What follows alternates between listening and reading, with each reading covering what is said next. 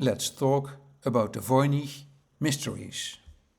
Okay, so today we're going to be talking about the Voynich manuscript. It's something that I have recently heard about, and yeah, so maybe Jan can kind of give an introduction to the Voynich manuscript. Yeah, the Voynich manuscript is enigma. It's the only book, I think, in history which we still cannot decipher. We have no clue what is in it. There is a script, there is a handwriting, which is clearly done by someone who has a beautiful handwriting. It looks a bit like angelic handwriting. Nobody knows what kind of language it is. Is it a language, or is it a fake language, or is it glossolalia? Is it gibberish? Everybody has his own ideas about it. The manuscript is not so very big. It's like a little book. It has been found by the person whose name it carries, Voynich. He found it in the library of a Jesuit cloister near Rome. The Jesuit cloister wanted to renovate, but they hadn't enough money, so they sold part of their collection, among which the Voynich manuscript. Voynich looked at it and he thought this is very remarkable, not only because of the handwriting is unknown, but it's also full with illustrations which are quite bizarre. Like plants, we have no clue what they are about. Like a lot of naked women in bathtubs, which we are no clue about why they are sitting or standing in these bathtubs. And then there are a couple of astrological charts, also no one really understands, even not astrologers. So he thought this is an interesting catch. He thought it was written by a great scholar, by Francis Bacon, and that's why he also thought it was easy to sell, but he didn't succeed to sell the book in his entire life. And then at the end it was donated by someone to a library, the Bingen library in the US, and they digitalized it so that everybody can see it. And so I could see it, many other people could see it. And when I saw it the first time, I was flabbergasted by it. And because I am trained as a Jungian psychoanalyst, I'm a medical doctor, I directly recognized it as an alchemistic document, because in medieval times many documents were written in ways that for us are difficult to comprehend. So I approached the document from that first angle. It's probably alchemistic document on transformation. To my knowledge, to this day, it hasn't kind of had any kind of deciphering. Many cryptologists and biologists, many different people have tried to kind of gain an understanding of what the document represents. And some people have come up with many different types of theories, including that it's a religious text, that it's a hoax, that it's a fake trick on people. It kind of is a very wide range of what people think this document represents. From what you have read and what you have kind of looked at in the drawings and the writing, what can you say to these kind of theories, and which ones do you think are more likely to be true? Which ones do you think are totally absurd? And what do you personally believe? Yeah, that's a very good question. I think the major hook we have is that so many cryptologists of great fame have looked into the document and couldn't decipher it. That is very difficult to understand. If it would be a language, a known language, they would be able to decipher it. So not succeeded to decipher it up to 2024 is clearly a sign that most probably will not decipher it at all. So if we cannot decipher a text, then it must not be a forgotten language. It can also not be a code which is crackable. Codes are always crackable. So it must be something else. I think the most obvious hypothesis is that it's not a clear text to be read, but it's probably a text to be sung. And it does not matter so much exactly the words. It is more about sound. And it's interesting, if you look at the manuscript, you see very frequent endings of words. For instance, with two letters, Voynich letters, which look like a 6 and an 8. I just looked into it, but I'm not the only one who looked into it. There's also a neurological professor who saw the same. You see in a short part of text, you see 100 times you see the ending 6, 8. And that means that is probably a sound which might be corresponding with, for instance, the us, the sound us, like Deus and Christus. There are many words in Latin which ends on us in song texts, and the book has of course been produced in the times where people were producing many religious texts. The text also resembles a little bit Hildegarde von Bingen. She was a couple of 100 years earlier, but she also created lots of texts in a strange language, also to be sung for healing purposes. And so the hypothesis which is high on the list is that it's perhaps not so much a spoken language as more of a sung language, where it does not is so very important if the words are correct. Why not? Because it's about the sound, and we don't see any correction in the entire manuscript. So if it would be a verbal kind of expose, then in such a manuscript of more than 200 pages, people would make errors and they would have been erased or corrected. There's not one correction. That means you write a word like Christus, you forget the H, it doesn't matter because everybody will sing Christus, whether it's with or without an H.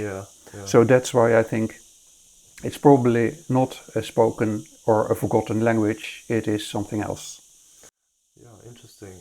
So following from Hildegarde von Bingen's work, I've heard some people say that it is kind of a creation of a deranged mind, that he was crazy, that he could have been crazy and was just kind of writing nonsensical letters or just kind of scribbles. Do you believe that to be the case, or that there is a kind of inherent meaning and that he was not just a completely deranged man scribbling? So I have seen a lot of patients, also psychiatric patients, who wrote crazy stuff. Also in literature it's well known that psychiatric patients can really write whole books, scribble whole books with nonsense and beautiful illustrations that looks really like a work of art. But you can directly, if you try to decode it, you can directly see that it's not nonsense, because it does not follow grammatical rules. And then your other question on Hildegarde von Bingen and the resemblances. Hildegarde von Bingen had migraine, severe migraine. And if you close your eyes, you have migraine, you see certain fractals happening, very colorful fractals. They are a sign of depression on the cortical areas, and very near to these crazy kind of fractals you see, there are other phenomena you can see with your eyes closed. They're called phosphenes. And phosphenes have nothing to do with cortical activities, but more with another aspect of the central nervous system, which happens if you're really in a deep meditative state. If you're in a really deep meditative state, a part of the brain shuts off, which constantly talks.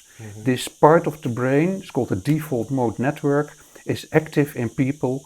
Most people also in the West, if they meditate, the activity of the default network proceeds, and there is always internal chatter. If there's internal chatter, there will not be other activities. But if you meditate deep, the internal chatter stops, the default network stops activity, and then other parts of the brain which are deeper, they can start expressing themselves, and they express themselves as lights. So everybody who really goes deep into meditation and closing the eyes is starting to see light patterns. First simple blobs, perhaps stars, and then vortexes, which become a tunnel, and then light beings entering the tunnel, and then it can end in crazy landscapes with flowers. Now, there are a couple of elements here: stars, light, repetition, you see repetitive patterns, and these kinds of aspects you can find in Hildegarde Bingen's book, also illustrated. A lot of stars, a lot of light patterns, a lot of light beings, and especially the stars and the repetitive beings and the lines of light, blue light, you can see in deep meditation. Hildegarde von Bingen saw it, she documented it, she writes about it, and in this Voynich manuscript we see actually the same things happening. We see repetitive people, we see stars, and we see lines, blue lines. And it's interesting that if you meditate deeply and you close your eyes, the first what you're gonna see is the stars, the dots, the blobs, and the blue lines. Yeah, this text has kind of brought forth many different theories. People already want to understand what it's about, and people have dedicated a lot of time to trying to figure it out.